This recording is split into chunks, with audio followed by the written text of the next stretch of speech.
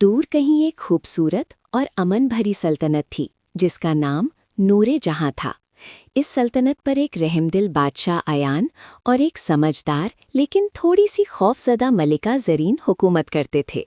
لوگ ان کی انصاف پسندی اور مہربانی کی مثال دیا کرتے تھے۔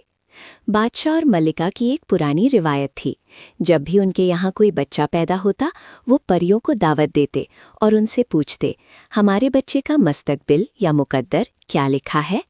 سب سے پہلے ملکہ کے یہاں ایک بیٹا پیدا ہوا جس کا نام رکھا گیا شہزادہ ریان۔ پریوں نے مسکرا کر کہا، یہ بیٹا بہادر ہوگا، عوام کا درد سمجھے گا۔ 2 سال بعد دوسرا بیٹا پیدا ہوا، شہزادہ ریحان۔ پریوں نے کہا، یہ بیٹا عقل مند اور صلح پسند ہوگا، جنگ کو ہمیشہ دور رکھے گا۔ ملکہ بہت خوش ہوئی، دونوں شہزادے محل کی شان بن گئے۔ کچھ سال بعد ملکہ پھر ماں بنی۔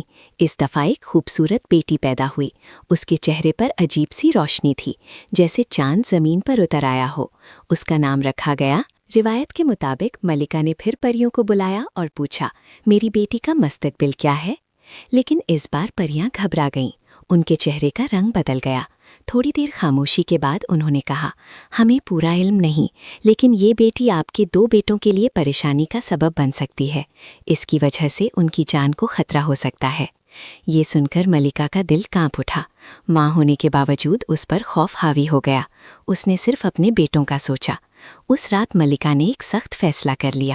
اس نے حکم دیا، شہزادی نور کو محل کے پرانے برج کے نیچے بنی قید خانے میں رکھ دیا جائے، دنیا سے چھپا دیا جائے۔ شہزادی نور کو بنا کسی گناہ کے ہمیشہ کے لیے قید کر دیا گیا۔ شہزادی نور اندھیری قید میں بڑی ہوتی رہی۔